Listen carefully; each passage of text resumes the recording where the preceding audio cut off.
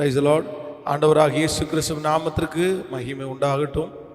விசேஷமாக இன்றைக்கு இந்த 3வது நாள் இந்த ஜெபத்திலே என்னோடு கூட இணைந்திருக்கிற உங்கள் அனைவரையும் நான் வாழ்த்தி நான் வரவேற்கிறேன். ஒரு காரியத்தை எப்படி நாம் துவங்குவது இல்லையென்றால் ஒரு காரியத்தை ஒரு தேவனுடைய பிள்ளை துவங்கும் போது அவர்கள் எப்படி துவங்க வேண்டும் என்கிறதை குறித்து இந்த 3 நாட்களுடைய ஸ்பெஷல் ப்ரேயரில் இந்த 3வது நாளுக்கு நாம் வந்திருக்கிறோம். கடந்த 2 நாட்களும் நாம் அநேக காரியங்களை வேதத்திலிருந்து நாம் அதை தியானித்தோம். அநேக தேவனுடைய பிள்ளைகளுக்கு அது ஆசீர்வாதமாக இருந்ததற்காக நான் ஆண்டவருக்கு நான் நன்றி செலுத்துகிறேன். அந்த காரியத்தை சரியாக நாம் புரிந்து கொள்ளாவிட்டால் நம்முடைய முடிவு வெற்றியாக அமைவதற்கு வாய்ப்பில்லை என்கிறதை குறித்து நாம் நிறைய காரியங்களை தியானித்தோம். முதலாவதாக முதலாவதாக ஆண்டவருடைய பிள்ளைகளுடைய வாழ்க்கையிலே ஒரு காரியத்தை நீங்கள் துவங்கும் போது எப்படி துவங்க வேண்டும் என்றால், வேதம் சொல்லுகிறது ஆரம்பம் அற்பமாக இருந்தால் போதும் என்கிறதை ஆண்டவர் சொல்லுகிறார். அற்பமான ஆரம்பத்தை யார் அசட்டை பண்ண முடியும்? அப்போ ஆண்டவருடைய பிள்ளைகளுடைய ஆரம்பம் ஜெகஜோதியாய், ஆரம்பம் பெரிய இன்வெஸ்ட்மெண்ட்ல, ஆரம்பம் ஒரு பெரிய இடத்துல, ஆரம்பம் பெரிய பெரிய இடங்களிலே கடன் வாங்கி கோடிக்கணக்கான லட்சக்கணக்கான இன்வெஸ்ட் பண்ணி அப்படி இருந்தாதான் ஒரு தொழில் முன்னேறும், அப்படி இருந்தாதான் என் வாழ்க்கை வெற்றியாய் அமையும், அப்படி இருந்தாதான் 4 பேர் நம்மளை மதிப்பாங்க, அப்படிதான் என் வாழ்க்கை அமையணும், என் துவக்கம் அப்படிதான் இருக்கணும் அப்படின்ற எண்ணங்களை ஒரு தேவனுடைய பிள்ளை விட்டுட்டு, இல்ல என்னுடைய துவக்கம் அற்பமாய் இருந்தாலும் என் முடிவை சம்பூரணமாய் மாற்றுகிற தேவன் என் கூட இருக்கிறார் என்கிற ஒரு நம்பிக்கையில கொஞ்சத்துல ஆரம்பிங்க. இல்லைன்றால் ஒரு சிறு காரியத்துல ஆரம்பிக்கிறீங்க. ஆண்டவர் சொல்லுகிற வார்த்தை, நீ இருக்கிற இந்த பலத்தோடே போ.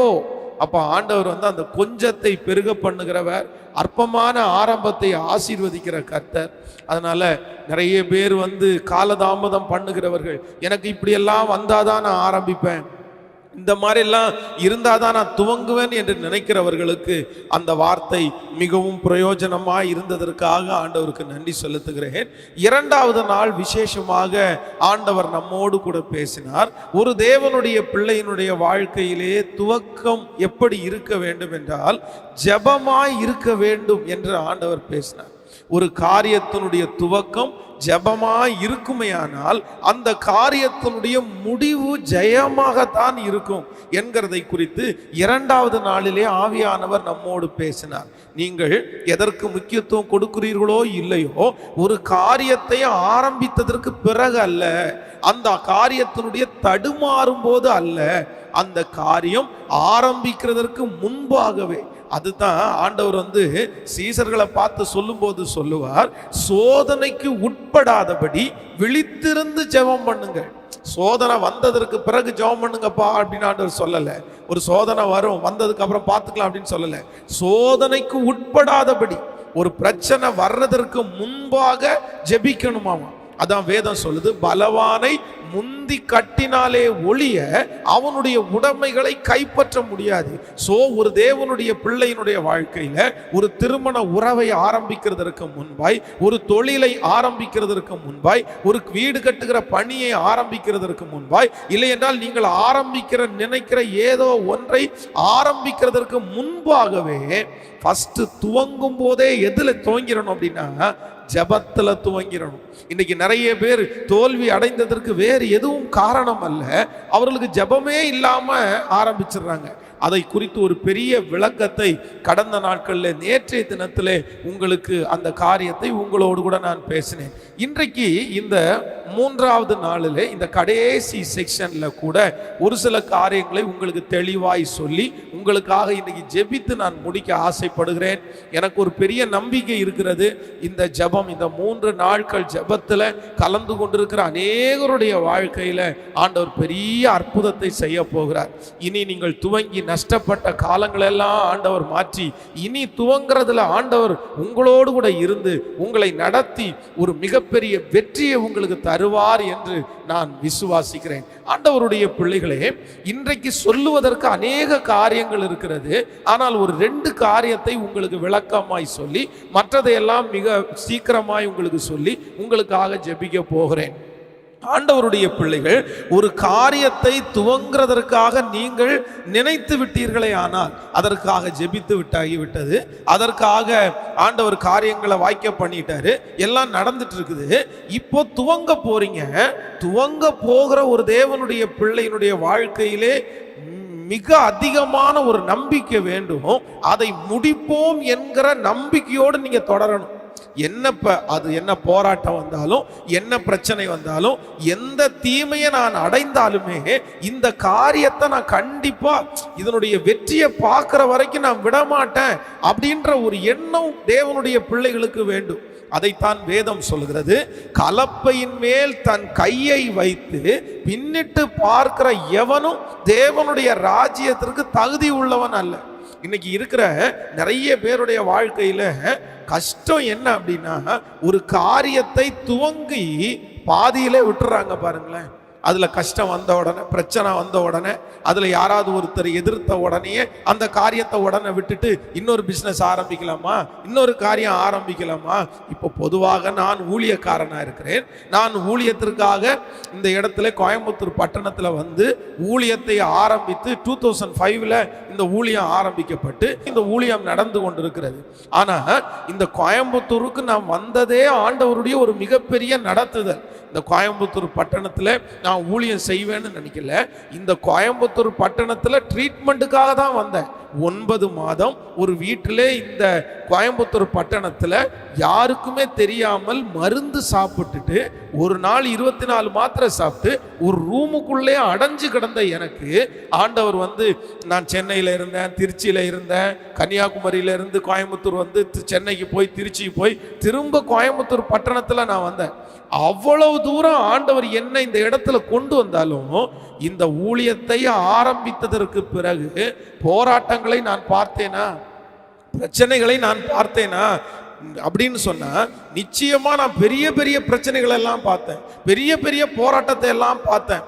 ஆனா அந்த நேரத்துல எல்லாம் இந்த ஊழியத்தை தொடர்ந்து செய்வோமா, எப்படி செய்ய போறோமோ அப்படின்ற காரியங்கள் மனசுக்குள்ள இருந்தாலும் ஒரு நாள் கூட இந்த ஊழியத்தை விடணுன்ற ஒரு எண்ணம் என் இருதயத்திற்குள்ள வந்ததே இல்லைங்க. ஒரு நிமிஷம் கூட வந்ததில்லை. ஒரு நாள் இவ்வளோ எத்தனை பிரச்சனையை நான் சந்திச்சாலுமே என் மனசு என்ன சொல்லும் அப்படின்னா, ஆரம்பித்தவர் கர்த்தர், உன்னை நடத்துகிறவர் கர்த்தர், நம்ம துவங்கிட்டோம், நம்மளை கொண்டு கர்த்தர் துவங்கிட்டாரு, கண்டிப்பா இதை முடிக்கிறதற்கு வல்லவராய் இருப்பார் என்கிற ஒரு மிகப்பெரிய நம்பிக்கையோட காலடி எடுத்து வச்சு, என் காலடியை பின்னாடி நான் எடுத்து வைக்காததுனால இன்றைக்கு நான் ஊழியத்துல வளர்ச்சியை பார்த்து கொண்டே இருக்கிறேன். இந்த சத்தத்தை கேட்கிற அன்பு தேவனுடைய பிள்ளைகளே, நம்பர் 3, மூன்றாவதாக உங்களுக்கு என்ன வேண்டும் என்று சொன்னால், நீங்கள் ஒரு காரியத்தை துவங்குறதற்காக நீங்கள் வந்து நீங்க மனசுல நினைச்சிட்டீங்க அப்படின்னா, நீங்க வந்து ஃபுல் ஹார்ட்டடா டிசைட் பண்ணிக்கிங்க. இனி என்ன வந்தாலும், இனி எந்த சூழ்நிலை வந்தாலும் அந்த காரியத்தை விட மாட்டேன்ற ஒரு தீர்மானம் எடுங்க. சிலர் சொல்லுவீங்க, பாஸ்டர் அது அவுட் ஆஃப் மாடல் ஆயிடுச்சுன்னா, அந்த அந்த அந்த தொழிலுக்கு ஆட்கள் வராமல் இருந்துட்டாங்கன்னா நான் என்ன பண்ணுவேன்டா பாஸ்டர், அதை விட்டுட்டு தானே நம்ம போகணும். இல்லை, நான் சொல்றேன், அதுக்கு தான் நான் உங்களுக்கு ஏற்கனவே சொல்லும்போது ஒரு செய்தியில சொல்லியிருக்கிறேன், அப்டேஷன்ஸ் தான் தேவை. நீங்க அந்த வேலையை விட்டுட்டு போக கூடாது, அந்த வேலையிலே நீங்க அப்டேட் நிறைய பண்ண வேண்டியது இருக்கிறது. இப்போ பொதுவாக வந்து நம்ம உதாரணத்துக்கு சொல்றேனே, இந்த பேஸ்ட் பாருங்களேன். ஃபர்ஸ்ட் இந்த பேஸ்ட் வரல, ஃபர்ஸ்ட் நம்ம எல்லாருமே சாம்பல்லையும், இன்னும் நிறைய பேர் இந்த கிராமத்துல எல்லாம் பார்த்தீங்க அப்படின்னா இந்த நெல்லினுடைய அந்த சாவி இருக்கு பாருங்களேன், அதை எடுத்து போய் அதில் சூடு பண்ணி அதை தான் பல் விளக்கிட்டு இருந்தோம். அதுக்கப்புறம் இன்னும் சில கிராமங்களில் குச்சியில் பல் விளக்கிட்டு இருந்தாங்க. அதற்கு பிறகு எப்படி வந்துச்சுன்னா இந்த கோல்கட் பல்பொடின்னு வந்துருச்சு. என்னுடைய சின்ன வயசுல எல்லாம் பார்த்தீங்கன்னா டப்பாவில் கோல்கட் பல்பொடி, அதை எடுத்து வச்சு நாங்கள் அந்த பல் விளக்குவோம். அதற்கு பிறகு என்னன்னா அதை பேஸ்ட்டாக கொண்டு வந்தாங்க. அதற்கு பிறகு கொஞ்ச நாள் தாண்டினதுக்கு அப்புறம் என்னன்னா, இந்த குழந்தைகளுக்கு எல்லாம் பிடிக்கணும் அப்படின்றதுக்காக அதுல 2-3 வெரைட்டியை உள்ள ஆட் பண்ணி நீங்க உள்ள அமுத்துனீங்க அப்படின்னா அது வந்து 3 கலரா வெளியே வரும். அதற்கு பிறகு என்ன அப்படின்னா, கண்ணாடி மாதிரி உள்ள உள்ளுக்குள்ள துகள் மாதிரி வச்சு அது மாதிரி அவங்க ஒரே இதுதான் பல் விளக்குற ஒரு பொருள். ஆனா ஒவ்வொரு வருஷத்துக்கும் பார்த்தீங்க அப்படின்னா அந்த அந்த அந்த பவுடரை யூஸ் பண்ற அந்த காலம் முடிகிறது. இனி நிறைய பேர் பவுடரை விரும்ப மாட்டாங்கன்ன உடனே ஐயோ நம்ம அவ்வளவுதான், இனி இதுக்கு மேல நம்ம பவுடர் கொடுக்க முடியாது, யாருமே விரும்ப மாட்டேங்கிறாங்க, நம்முடைய வாழ்க்கை போயிடுச்சு, நம்முடைய பிசினஸ் போச்சுன்னு விடல. அவங்க என்ன பண்ணாங்கன்னா அப்டேட் பண்ண ஆரம்பிச்சிட்டாங்க. அவங்க அப்டேட் பண்ண பண்ண பண்ண இன்றும் அவர்கள் நம்முடைய தேசத்திலே நம்முடைய பட்டணங்களிலே அவர்கள் வேலை செய்து கொண்டுதான் இருக்கிறார்கள். அப்போ ஆண்டவருடைய பிள்ளைகளே, நம்பர் 3, நீங்க இதை கவனமாய் நீங்கள் கவனிக்க வேண்டும். இந்த செய்தியை முடிந்தால் உங்களுடைய எல்லா நண்பர்களுக்கும் நீங்க அதை கண்டிப்பா நீங்க சொல்லுங்க, அவங்களுக்கு இது யூஸா இருக்கணும். ஒரு காரியத்தை துவங்க வேண்டும் என்று ஒரு தேவனுடைய பிள்ளை நினைத்து விட்டீர்களே ஆனால் நீங்கள் ஒருபோதும் அவ்வளவு ஜெபம் பண்ணி கர்த்தருடைய அனுக்கிரகத்தின்படி நீங்கள் ஆரம்பித்து விட்டீர்களே ஆனால் நீங்க சோர்ந்து போகாதீங்க. கல்லையும் கரைக்கிறவர் தான் நம்முடைய கர்த்தர். நம்முடைய தேவனால் எல்லாம் முடியும். ஒருவேளை ஆரம்பத்தில் அது வந்து அதான் என்னுடைய ஊழியத்தில் வந்து நான் ஆரம்ப ஊழியம் செய்யும் போது என்னுடைய போதகர் என்னை கூப்பிட்டு சொன்னார், என்னடா ஒரு ஊழியம் ஆரம்பிச்சிட்டியா, புதிய ஊழியம் ஆரம்பிச்சிருக்கிறியா? சரி சரி, புதிய ஊழியம் எப்பவுமே வந்து கல்லில் நார் உரிக்கிற மாதிரி தாண்டா இருக்கும். கல்லில் நார் உரிக்கிற அளவுக்கு அவ்வளவு கஷ்டமா இருக்கும். ஆனா நீ சோர்ந்து போகாத. ஆனா அதிலே ஆயத்தப்படுகிற ஒவ்வொரு ஆத்துமாவும் உனக்கு கடைசி வரைக்கும் உன்னோடு கூட இருப்பாங்க. அதனால நீ வந்து ஆரம்பத்தில் கடினத்தை குறித்து கஷ்டப்படாதன்னாரு. அப்போ ஒரு காரியத்தை ஆரம்பிக்கும் போது கடினமாக தான் இருக்கும். அதுல நம்ம நிப்போன்ற நம்பிக்கையே நமக்கு இருக்காது. அதனால ஆண்டவருடைய பிள்ளைகள், இனி நீங்க விட்டுட்டு போகணுன்ற எண்ணம் உங்க யாருக்குள்ளேயும் வரக்கூடாது. கண்டிப்பா வரக்கூடாது. பார்த்துக்கலாம், எது வந்தாலும் பார்த்துக்கலாம். கவனிங்க, அதை விட்டுட்டு போக வேண்டான்றதுக்காக நிறைய பேர் சுத்தி சுத்தி கடன் வாங்கி திரும்ப திரும்ப திரும்ப போட்டுட்டு இருப்பீங்க. இல்ல இல்ல இல்ல இல்ல, அதான் நான் ஃபர்ஸ்டே சொன்னேன், கடன் வாங்கி நீங்க பிசினஸ் செய்யக்கூடாது. அது கர்த்தருக்கு பிரியமா இருக்கவே இருக்காது. கடன் வாங்கி வாங்கி போட்டு போட்டு இந்த பிசினஸை நம்ம விடக்கூடாது, இந்த பிசினஸை நம்ம விடக்கூடாது அப்படின்னு நான் சொல்ல வரல. நீங்கள் உங்களுடைய உழைப்பு, உங்களுடைய ஞானத்தை நீங்கள் பயன்படுத்தி ஒரு ஆண்டவருடைய பிள்ளைகளுடைய வாழ்க்கையில நீங்க என்ன வந்தாலும் பார்த்துக்கலாம். நீங்க கண்டினியூ பண்ணுங்க, நீங்க முழங்கால நில்லுங்க. ஆண்டவர் பெரிய அற்புதத்தை செய்ய கர்த்தர் வல்லவராய் இருக்கிறார். ஆண்டவருடைய பிள்ளைகளே, எனக்கு தெரிந்த ஒரு தகப்பனார் அருமையான ஒரு சாட்சியை அவர் சொன்னார். எனக்கு ரொம்ப ஆச்சரியமா இருந்துருச்சு. ஐயாட்ட கேட்டேன், ஐயா நீங்க எப்பவுமே ரொம்ப பிஸியா இருக்கிற ஒரு ஆள், இப்போவும் நீங்க இப்போதான் உங்களுக்கு கொஞ்சம் ஃப்ரீ டைம் இல்லை அப்படின்னு கேட்கும்போது அவர் சொன்னாரு, ஐயோ பாஸ்டர் நீங்க ரொம்ப தப்பா நினைச்சிட்டீங்க, நான் வந்து இப்போதான் பாஸ்டர் ரொம்ப பிஸியா இருக்கிறேன், மற்ற காலங்களில் கூட கொஞ்சம் ரெஸ்ட் எடுத்தேன், இப்போ இந்த லாக்டவுன்ல ரொம்ப என்ன சொல்றீங்கன்னு கேட்டோன்னு அவர் சொல்றாரு, ஒவ்வொரு நாளும் 1,00,000 ரூபாய்க்கு நான் பிசினஸ் பண்றேன். டெய்லி 1 lakh, ஒவ்வொரு நாளும் 1,00,000 ரூபாய் எனக்கு பிசினஸ் ஆகுது.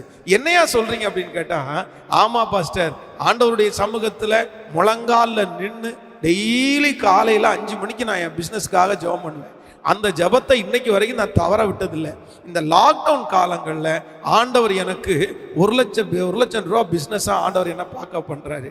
கர்த்தருக்கு ஸ்தோத்திரம்னார். அப்போது நான் நம்புகிறேன், ஒரு லாக்டவுன் காலங்களில் ஒரு ஜெபிக்கிற ஒரு தேவனுடைய பிள்ளையை ஆண்டவர் நடத்த முடியுமானால் உங்களையும் கடைசி வரைக்கும் கொண்டு போய் சேர்க்கிறதற்கு கர்த்தரால முடியும். கரத்தை பிடித்த தெய்வம் கைவிட மாட்டார். இன்னைக்கு இந்த சத்தத்தை கேட்கிற ஆண்டவருடைய பிள்ளையை, நான் ஒன்னும் ஆரம்பிச்சிட்டேன் பாஸ்டர், தெரியாம ஆரம்பிச்சிட்டேன், என்னால் இது கண்டினியூ பண்ண முடியாது, நான் தோற்று போய் நின்றுட்டு இருக்கிறேன், நான் ஏற்கனவே 10 தோத்துட்டேன், இதையும் நான் விட்டுற போறேன் அப்படின்னு நினைக்காதீங்க. நீங்க தைரியத்தோடு முன்னேறுங்க, நீங்க தைரியத்தோடு செய்யுங்க. ஒருவேளை இதுல லாபம் உங்களுக்கு கம்மியா இருக்கும்னா இன்னொரு வேலையில ஜாயின் பண்ணி, இல்லைன்னா இன்னொரு வேலையை நீங்க செஞ்சுட்டு இதை திரும்ப திரும்ப டெவலப் பண்ணுங்க. இது கர்த்தர் கர்த்தர் உங்களுக்கு கொடுத்தது, இது ஆண்டவர் உங்களுக்கு கொடுத்தது. ஒரு நாள் நீங்க பின்வாங்க வேண்டிய அவசியம் இல்லை. ஆண்டவர் உங்களோடு கூட இருப்பாரே ஆனால் பெரிய வெற்றியை உங்களுக்கு கொடுக்க வல்லவர். இதற்கு பல உதாரணங்கள் வேதத்தில் இருக்கிறது. ஈசாக்கை குறித்து வேதத்தில் வாசிப்போமே ஆனால் அப்படித்தான். அவனுடைய வாழ்க்கையில பின்வாங்குற எண்ணமே அவனுக்கு வரல. ஐயோ, ஆடுகளுக்கு தண்ணி கொடுக்கணும், ஆனா இவங்க துறவையெல்லாம் இப்படி தூர்த்து போடுறாங்களே, அதனால நான் ஆடு மாடுகளை வளர்த்துறதே நான் விடுறேன் அப்படின்னு போகல. நான் இனி விவசாயம் பண்றதே விடுறேன்னு போகல. பஞ்சமுள்ள காலத்தில் ஈசாக்கு விதை விதைத்து 100 மடங்கு அறுவடையை கர்த்தர் கொடுத்தது உண்மையானால் இந்த சத்தத்தை கேட்கிற உங்களுக்கும் கர்த்தர் தருவேன் என்று வாக்கு கொடுக்கிறார். சோ ஆண்டவருடைய பிள்ளை ஒரு காலத்திலும் நீங்க என்ன பண்ணிடக்கூடாது அப்படின்னா மனசை விட்டுறவே கூடாது.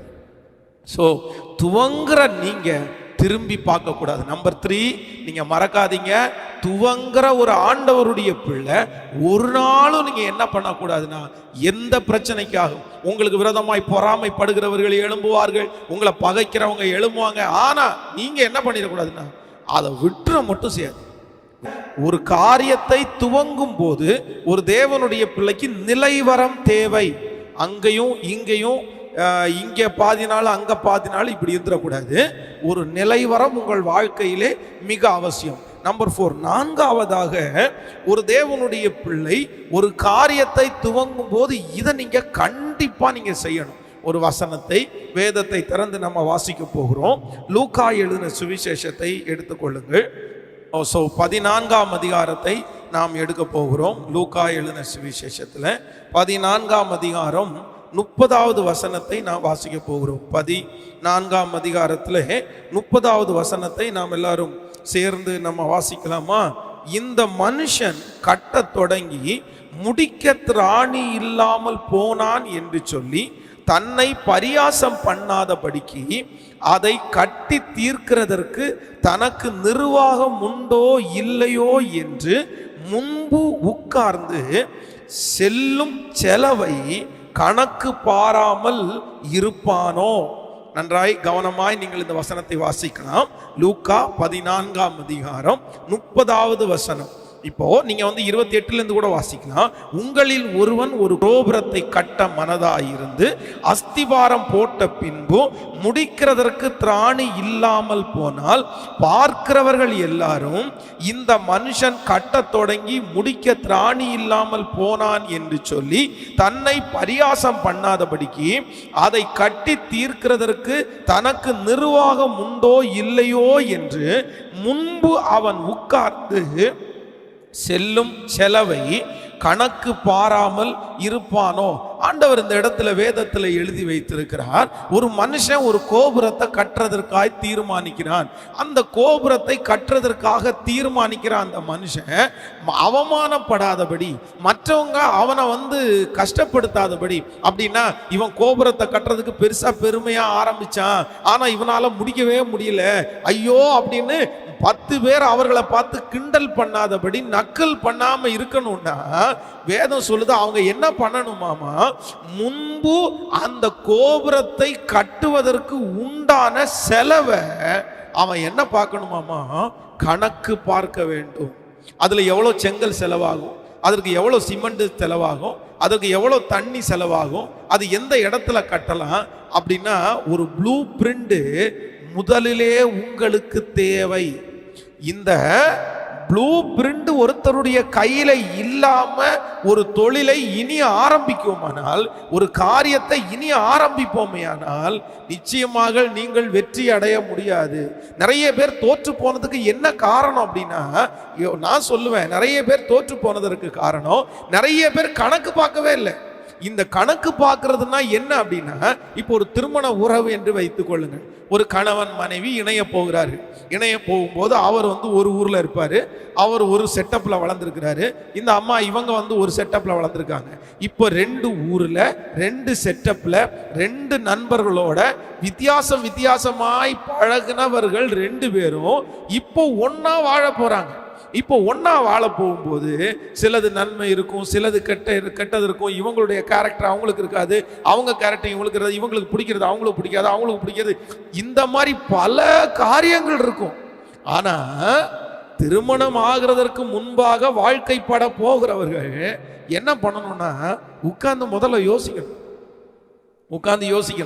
இந்த மாதிரி ஒரு சிச்சுவேஷன் வந்தா நம்ம எப்படி தாண்டலாம், நம்ம எப்படி அவங்கள மாத்துறது, நம்ம எப்படி அவங்கள நம்முடைய ஆராதனைக்குள்ள கொண்டு வர்றது, இதை பார்க்காமல் இருந்தால் திருமண வாழ்க்கை கூட தோல்வியா அமைஞ்சிடும். பொதுவாக ஒரு பெண்ணை வைத்துக் கொள்ளுங்கள். அந்த பெண்ணுக்கு தன்னுடைய தகப்பனார் வீட்டாரை பெருமையாய் பேசுவது அவர்களுக்கு வழக்கம். பொது உலகத்தை பொறுத்த அளவில் அவங்களுக்கு அவங்க குடும்பம் வசதி. பொண்ணுக்கு பொண்ணு வீடு வசதி, பையனுக்கு பையன் வீடு வசதி. பொண்ணு வீட்டை குறித்து பெருமையாக பேசுவாங்க, பையன் வீட்டை குறித்து பெருமையாக பேசுவாங்க. இது நடக்கிறதா. ஆனால் அந்த பொண்ணு தன்னுடைய தகப்பனாரை குறித்து ரொம்ப பெருமையாக பேசும்போது ஆண் மகனுக்கு கோபம் வந்துடக்கூடாது. என்ன உங்கள் அப்பா என்ன பெரிய வசதியோ, உங்கள் அம்மா என்ன வசதியோ, உங்கள் அண்ணா என்ன ரொம்ப வசதியோ. ஸோ அந்த நேரத்தில் அப்படிப்பட்ட ஒரு சூழ்நிலை வந்தால் கூட நம்ம எப்படி அதை கையாளணும் அப்படின்றத முன்னாடி நம்ம ஓகே ரைட் இதுதான் மெச்சூர்டு. அப்போ ஆண்டவருடைய பிள்ளைகள் ஒன்று நினைத்துக் கொள்ளுங்கள், ஒரு தொழிலையோ ஒரு வேலையோ ஆரம்பிக்கிறதுக்கு முன்பாக நீங்க முதல்ல என்ன பாருங்க அப்படின்னா கணக்கு பாருங்க. ஒரு விஷயம், நான் திருச்சபையில ஒரு பிரதர் ஒரு ஹோட்டல் ஆரம்பிச்சேன். அப்போ அந்த ஹோட்டல் ஆரம்பிக்கிறதுல போகும்போது நான் ஜாப் பண்ணுறதுக்காக என்னை கூப்பிட்டுருந்தாங்க. நான் போனேன். போய் உட்கார்ந்து அவர்களை பார்த்து கேட்ட உடனே அவங்கள்ட்ட கேட்டேன் வாடகை எவ்வளோன்னு கேட்டேன். அப்போ அவங்க சொன்னாங்க இந்த மந்த் இவ்வளோ வாடகை அப்படின்னு. உடனே அவர்கிட்ட சொன்னேன் வேலைக்காரங்க எத்தனை பேர் இருக்காங்கன்னு கேட்டேன். அவங்க வேலைக்காரங்க எத்தனை பேர் இருக்காங்க அப்படின்னாங்க. உடனே அந்த வாடகை, அந்த வேலைக்காரங்களுடைய சம்பளம், கரண்ட் பில்லு, இது எல்லாத்தையுமே கணக்கு போட்டு பார்த்து சொன்னேன். நான் அவங்கள்ட்ட கேட்டேன் ஒரு நாளில் இந்த ஹோட்டலுக்கு எத்தனை பேர் வருவாங்க அப்படின்னு நீங்கள் நினைக்கிறீங்க அப்படின்னு. அவர் இத்தனை பேர் வரும் இப்படி போட்டு எல்லாம் கணக்கு போட்டு நான் அவர்கிட்ட சொன்னேன், பிரதர் இவ்வளோ உங்களுக்கு இந்த ஒரு மாதத்தில் இவ்வளவு செலவு செய்ய வேண்டியது இருக்குது, உங்களுக்கு இவ்வளவு இன்கம் வந்தால் தான் அந்த செலவில் நீங்கள் மிச்சம் பண்ண முடியும், இதை நீங்கள் யோசிச்சிங்களா அப்படின்னு கேட்டேன். ஐயோ பாஸ்டர் என்ன புதுசாக சொல்கிறீங்க, இதெல்லாம் ஒன்றுமே நான் யோசிக்கல, கிடச்சிருச்சு நான் ஆரம்பித்தேன் அப்படின்னு. நான் கவனிங்க, அதற்காக எல்லாத்தையுமே நோண்டி பார்த்து அப்படியே அதனால தான் நிறைய பேர் இன்னைக்கு ஆரம்பிக்காம விட்டாங்க. நிறைய பேருக்கு ரிஸ்க் எடுக்கிறதே பிடிக்காது, எல்லாம் கைகூடி வந்தாதான் ஆரம்பிப்பாங்க. அதனால நிறைய பேர் ஆரம்பிக்காம இருக்கிறாங்க. நான் என்ன சொல்றேன் அப்படின்னா, ஒரு மாதம் இவ்வளவு இன்வெஸ்ட்மெண்ட் இருக்குது, ஒரு மாதம் இந்த வாடகை இவ்வளவு கொடுக்க வேண்டியது இருக்குது, ஒரு மாதம் சம்பளம் வேலை செய்யறவங்களுக்கு இவ்வளவு கொடுக்க வேண்டியது இருக்குது. சோ நம்ம இவ்வளவு சம்பாரிச்சாதான் கடன் இல்லாம இந்த கடையை ஓட்ட முடியும்ன்ற ஒரு கணக்காவது உங்களுக்கு தேவை. நிறைய பேருக்கு அந்த கணக்கு கூட இல்லையே, எதையுமே கணக்கு பார்க்கறது இல்லை. ஒரு திருமணம் நடத்த போகிறார்கள், மண்டபம் இவ்வளவு புக் பண்ணியாச்சு, சாப்பாட்டுக்கு இந்த காரியத்தை அரேஞ்ச் பண்ணியாச்சு.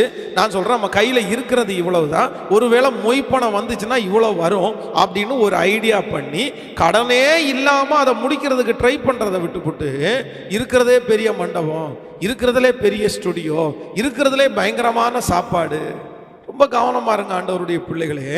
ஒரு தேவனுடைய பிள்ளையினுடைய வாழ்க்கையிலே ஏதோ ஒன்றை துவங்க போகிற ஆண்டவருடைய பிள்ளை கண்டிப்பாக நீங்க என்ன பார்க்கணும் அப்படின்னா கணக்கு பார்க்க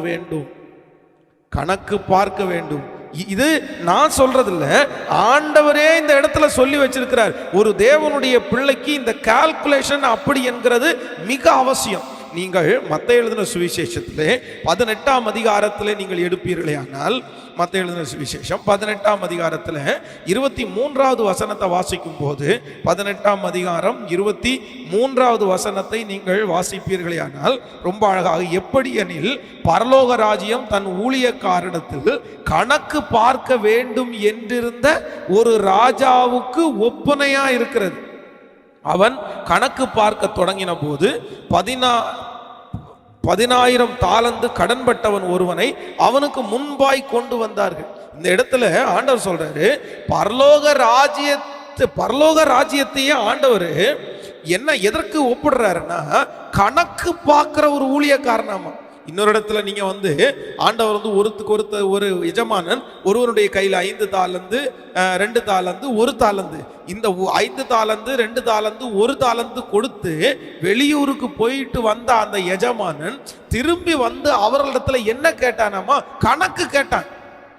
5 தாலந்து கொடுத்தான்ல, என்னாச்சு, 2 கொடுத்தல என்னாச்சு, 1 கொடுத்தல என்னாச்சு. அப்போ ஒருத்த மட்டும் 5 10 மாத்திரம். உடனே அவனை பார்த்து சொல்றான், உண்மையும் உத்தமும் உள்ள ஊழியக்காரனே, நீ தேவனுடைய சந்தோஷத்துக்குள்ள பிரவேசிப்பா அப்படின்னு சொல்றேன். சோ ஒரு தேவனுடைய பிள்ளைக்கு மிக அவசியமான ஒன்று என்ன அப்படின்னா, நீங்க கண்டிப்பா கணக்கு பார்க்க வேண்டும். இதுக்கு முன்பாக இந்த காரியத்தை செய்தீர்களோ இல்லையோ, இனி ஒரு காரியத்தை நீங்க துவங்க போறீங்கன்னா அதை எப்படி அதுக்காக நீங்க நிறுத்தணும்னு சொல்லல, நிறுத்துங்கன்னு சொல்லல. ஆனா அதை செய்யறதற்கு இன்னும் நமக்கு எவ்வளவு தேவைன்றத நீங்க தெரிஞ்சுக்கிட்டீங்கன்னா அதுக்கு தகுந்த மாதிரி நீங்க உழைக்கலாம் அப்படின்றத உங்களுக்கு சொல்றேன். நீங்கள் நோவாவுடைய காலத்துல வேதம் சொல்லுது, ஆண்டவர் வந்து ஒரு பேழையை உண்டு பண்ண சொல்லுகிறார். இந்த பேழையை உண்டு பண்ண சொல்லுகிற ஆண்டவர் அவனுடைய கையில ஃபர்ஸ்ட் என்ன கொடுக்கிறாருன்னா ப்ளூ பிரிண்ட் அவன் கையில கொடுத்துட்டார். ப்ளூ பிரிண்ட கையில கொடுத்துட்டார். டேய், இந்த இடத்துல இந்த தட்டு இருக்கணும், இப்படி இருக்கணும், இந்த மரத்தினால இருக்கணும், அதுக்கு உள்ளும் புறவும் கீழ் பூசணும், இதுல இத்தனை தட்டு, இந்த மிருகம் இப்படி நிக்கணும், அந்த மிருகம் இப்படி இருக்கணும், சகலத்தையும் ஆண்டவர் அவன் கையில கொடுத்துட்டார். ஆசரிப்பு கூடாரத்தினுடைய உடன்படிக்கை பெட்டியை செய்யும் போது கூட ஆண்டவர் சகலத்தையும் அவன் கையில கொடுப்பாரு. ஆண்டவருக்கு என்று ஒரு ஆலயத்தை கட்டுவதற்கு தாவீது நிறைக்கும் போது அதனுடைய சகலத்தையும் ஆண்டவர் கையில கொடுப்பார். ஸோ நம்முடைய ஆண்டவர் அப்போ எப்பவுமே என்ன பண்ணுவார் அப்படின்னா, பிளான் போட்டு தான் காரியத்தை கர்த்தர் செய்யணும்னு நினைக்கிறேன். இப்போ திட்டம் ஒரு தேவனுடைய பிள்ளையினுடைய வாழ்க்கையில மிக அவசியமான ஒன்று. ஆனால் நம்ம நிறைய பேருக்கு இடம் இருக்குது அப்படின்றதுக்காக கண்ணை மூடிட்டு செங்கலை வாங்கி சாந்தையும் வாங்கி கட்டுக்கடா ஒரு பக்கத்தில் இந்த 4 ரூமு தீப்பெட்டி மாதிரி இருந்தா என்ன, நெட்டுக்கா நீளமாக இருந்தா என்ன அப்படின்னு நம்ம நிறைய பேர் இன்னைக்கு வீடு கட்டுறதை அப்படி தான் கட்டி சொதப்பிட்டு உட்காந்துருக்காங்க. ஒரு பிளான் இல்லை. இதில் இப்படி தண்ணி வந்தால் எப்படி வரும், இதில் எவ்வளோ காலத்தில் நம்ம இருக்க முடியும், எவ்வளோ அஸ்திபாரம் போடுறோம், எவ்வளோ ஹைட் பண்ணுறோம், இந்த ரோடு ஹைட் ஆயிடுச்சுன்னா அந்த வீடு எப்படி இருக்கும், 5 வருஷம் தாண்டி இதனுடைய நிலைமை என்ன, இதை எப்படி யூஸ் பண்ணலாம், இந்த இடத்துல எப்படி யூஸ் பண்ணலாம். இன்னைக்கு நிறைய பேருக்கு அப்படிப்பட்டது இல்லாமல் ஏதோ குருட்டோட்டமாக அப்படி இல்லாமல் இன்றைக்கு ஆண்டுடைய சமூகத்தில் நம்பர் 4 4ஆவதாக ஒரு தேவனுடைய பிள்ளை ஒரு தீர்மானத்தை எடுங்க. ஆண்டவரே, நான் ஒரு காரியத்தை ஆரம்பிக்கிறதற்கு முன்பாக கண்டிப்பா நான் என்ன பண்ணுவேன்னா கணக்கு பார்ப்பேன்ப்பா, அவசரப்பட மாட்டேன் ஆண்டவர். போட்டு முதல்ல அது எப்படி முடிய போகிறது, எப்படி வரப்போகிறது, என்ன செலவாகிறது, இந்த கணக்கு பார்க்கிறேன் என்கிற எண்ணம் உங்களுக்கு இருக்குமானால் நிச்சயமா உங்களுக்கு வெற்றியை கொடுக்க கர்த்தர் வல்லவராக இருக்கிறார். நீங்கள் நெகேமியாவின் புஸ்தகத்தை வாசிப்பீர்களானால் நெகேமியா அவ்வளோ பெரிய அலங்கத்தை கட்டி முடிக்கிறதுக்கு அவன் ஃபர்ஸ்டே கணக்கு வச்சிருந்தாங்க. எனக்கு இவ்வளோ மரம் தேவைப்படும்னு ராஜாட்ட கேட்டான். அதற்கு பிறகு மண்மேடுகள் மிச்சமாகிறத அவன் கணக்கு வச்சிருந்தான் பாருங்களேன். அப்போ இன்னும் கொஞ்சம் எத்தனை பேரை வேலை செய்ய விடலாமோ அத்தனை பேரை வேலை செஞ்சுட்டு இன்னும் கொஞ்சம் பேரை அவன் தனியாக காவலுக்காக நிற்க வச்சான். இன்னும் ஒரு கையினால வேலை செஞ்சு ஒரு கையினால் பட்டயத்தை வச்சுட்டு இருந்தாங்களாம். அப்புறம் சாப்பாட்டுக்கு கூட அவன் என்ன பண்ணனான் அப்படின்னா அப்புறம் சாப்பாட்டுக்கு கூட அவன் வந்து கரெக்டாக கணக்கு போட்டு வச்சிருந்தான். நீங்க நெகேமியாவை வாசிங்க, அப்போ தெரியும் உங்களுக்கு. ஸோ ஒரு தேவனுடைய பிள்ளையினுடைய வாழ்க்கை நம்பர் 4 4ஆவது முக்கியம் முக்கியம் முக்கியம் முக்கியம். எது முக்கியம்னா கணக்கு பார்க்கிறது மிக அவசியம். ஹல்லேலூயா. நம்பர் 5 கடைசியாக 5ஆவதாக ஒரு காரியத்தை கூட சொல்லி உங்களுக்காக நான் ஜெபிக்கிறதற்கு நான் வந்து ஜெபிக்கிறதற்காக ஆசைப்படுகிறேன். நம்பர் 5 5ஆவதாக ஒரு காரியத்தை நாம் தியானிக்க போகிறோம். நம்ம வேதத்தை திறந்து நம்ம எடுத்துக்கொள்ளலாம். பாருங்க, நீதிமொழிகள் 8ஆம் அதிகாரத்தில் 14வது வசனத்தை நம்ம வாசிப்போமே. ஆனால் 8ஆம் அதிகாரம் 14வது வசனம், ஆலோசனையும் மெய் ஞானமும் என்னுடையவைகள், நானே புத்தி வல்லமை என்னுடையது. நன்றாய் கவனிங்கள் கர்த்தருடைய பிள்ளைகளே, ஆண்டவருடைய பிள்ளைகள். நம்பர் 5 5ஆவதாக ஒரு காரியத்தை நீங்கள் துவங்கும் போது கண்டிப்பாக இந்த இடத்துல வேதம் சொல்லுகிறது, ஆலோசனையும் மெய் ஞானமும் என்னுடையவைகள். ஒரு தேவனுடைய பிள்ளை என்ன கேட்கணும் அப்படின்னா, கண்டிப்பாக ஆலோசனை கேட்க வேண்டியது அவசியம். ஆலோசனை இல்லாத இடத்துல ஜனங்கள் நிற்க முடியாது. அதற்காக ஆண்டவருடைய பிள்ளைங்க எல்லாரிடத்துலையும் போய் ஆலோசனை கேட்டுறக்கூடாது.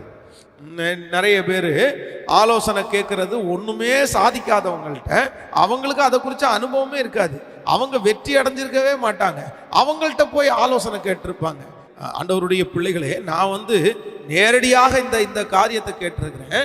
ஒரு ஒரு ஒரு ஒரு விசை திருச்சபையில் வந்து ஒருத்தங்க சொல்லும்போது சொன்னாங்க, அவங்களுடைய குடும்பம் பயங்கரமாய் பிரிகிறது. அவருடைய கணவனான் மனைவி வந்து பிரிஞ்சுட்டாங்க. ரொம்ப சின்ன வயசுல இவங்க 2 பேரும் பிரிஞ்சுட்டாங்களே, ஏன் பிரச்சனை, என்ன காரணம் அப்படின்னு கேட்டா, அவங்க வீட்டு பக்கத்துல குடியிருக்கிற ஒருத்தங்க, அந்த குடியிருக்கிற அவர்களோட சேர்ந்து தான் இவர்கள் எல்லா காரியத்தையும் செய்வார்கள்.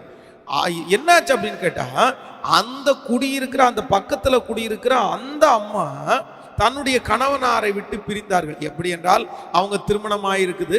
திருமணமாகிற கொஞ்ச நாள்லே ஏற்கனவே அவங்க காலேஜ் படிக்கும் போது நேசித்த ஒரு நபரை சந்தித்திருக்கிறார்களாமா.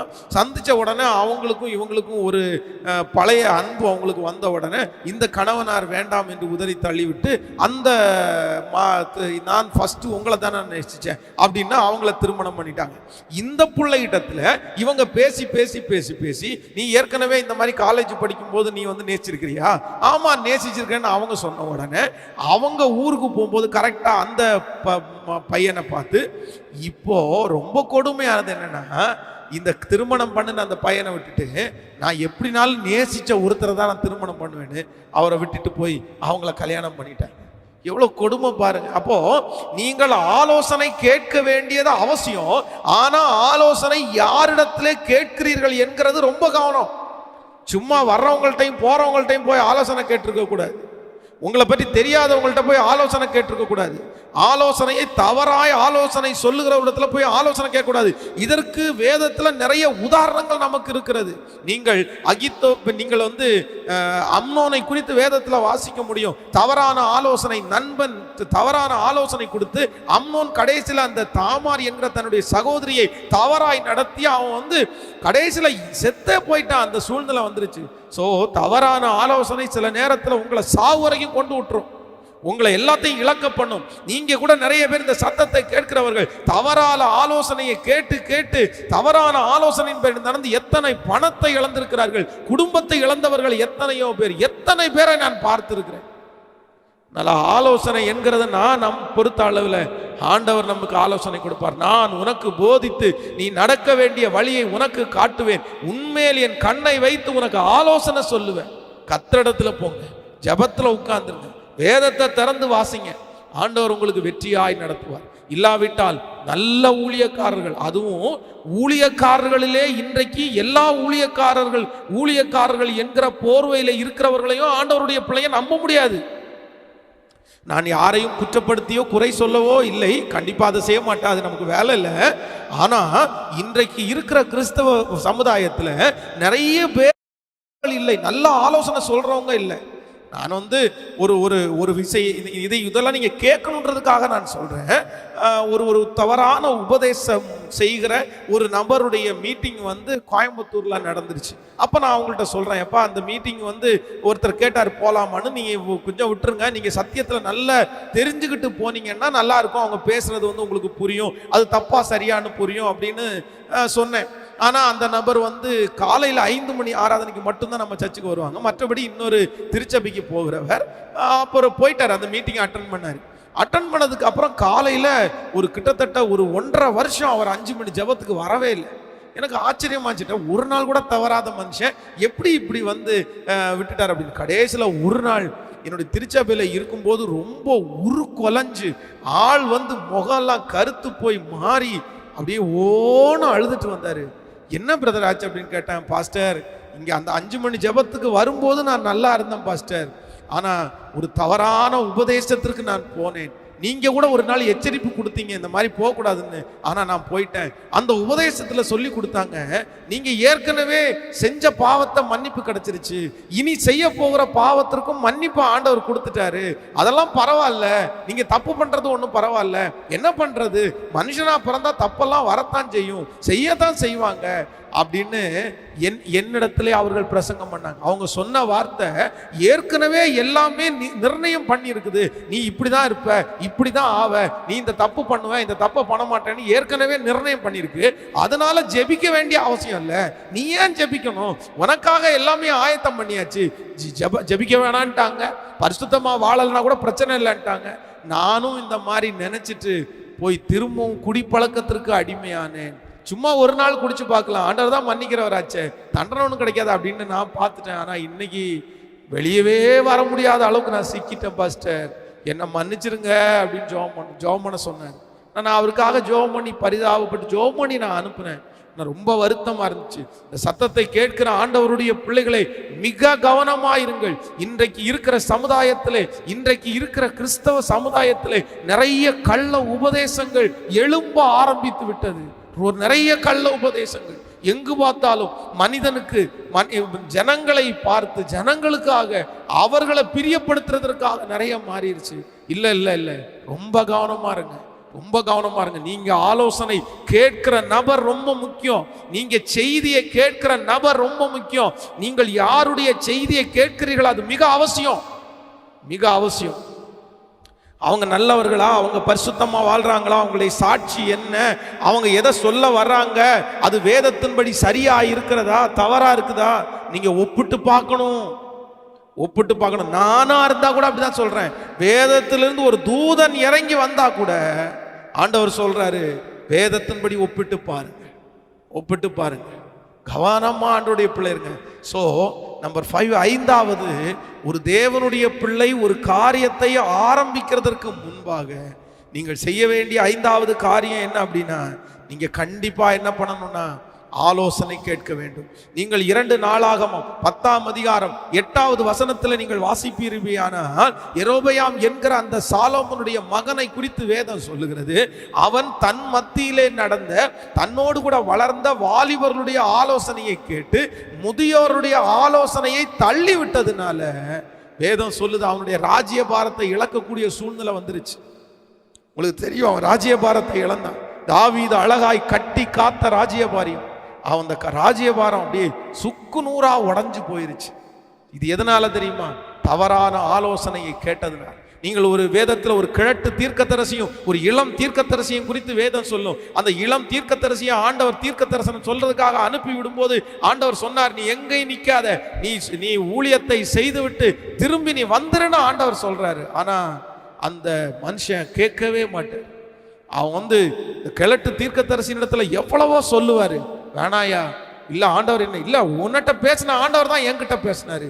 ஒரு தவறான ஆலோசனை ஆண்டவரோட மாத்தி பேசுவாரா அப்படின்ற எண்ணம் கூட இல்லாம தலை சாய்த்ததுனால் வேதம் சொல்லுகிறது அவனுடைய வாழ்க்கை, அவன் சிங்கங்களுக்கு அவன் பலியாகி போயிட்டான்.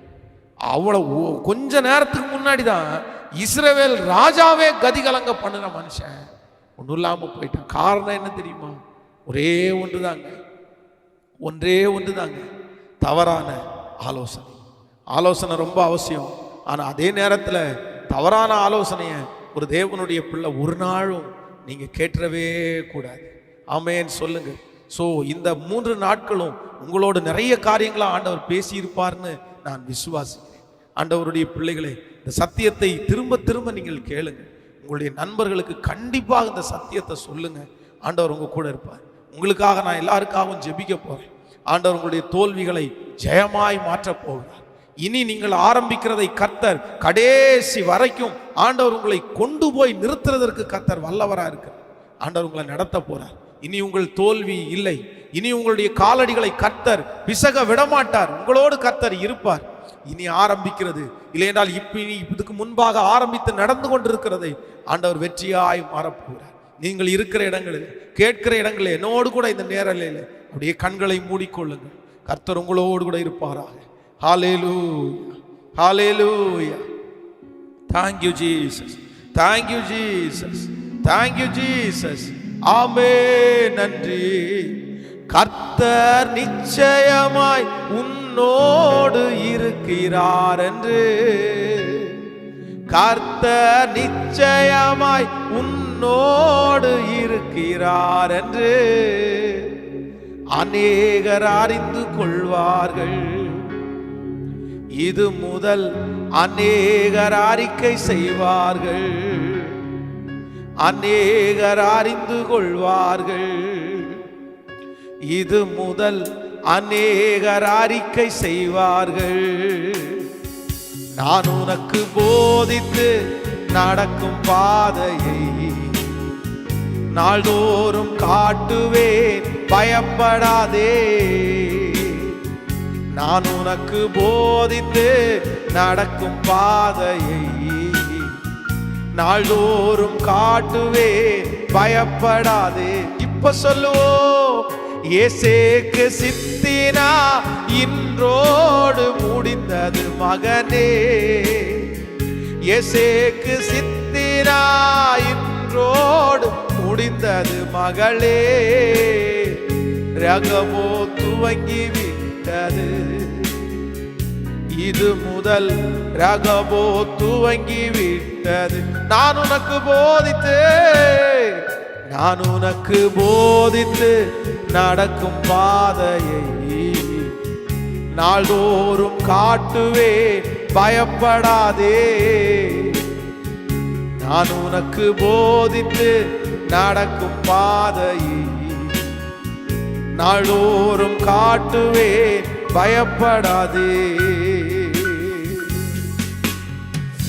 நன்றி தகப்பனே, நன்றி இயேசுசாமி.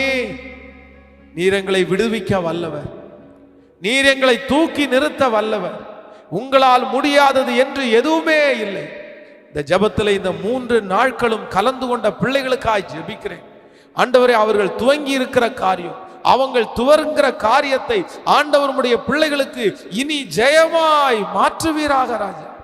சகல ஞானத்தையும் கொடுத்து ஆண்டவரே, நாங்கள் அறிந்து கொள்கிறது கொஞ்சம் தான், எங்கள் மூளைக்கு எட்டுகிறது கொஞ்சம் தான். ஆனா நீங்க கற்றுக் கொடுத்தீங்கன்னா நிறைய உங்க பிள்ளைகளுக்கு கற்றுக் கொடுப்பீங்கப்பா. இனி உங்க பிள்ளைகள் நஷ்டமாகாதபடி, இனி உங்க பிள்ளைகள் யார் முன்பாகவும் வெட்கப்பட்டு போகாதபடி அந்த காரியத்தை கர்த்தர் ஒருவரே கற்றுக் கொடுத்து உங்க பிள்ளைகளை பெரிய சாட்சிகளாய் நிறுத்த போகிறதற்காக ஸ்தோத்திரம், ஸ்தோத்திரப்பா. அவர்கள் இழந்தது திரும்ப கிடைப்பதாக, இழந்து போனது திரும்ப கிடைப்பதாக ராஜா.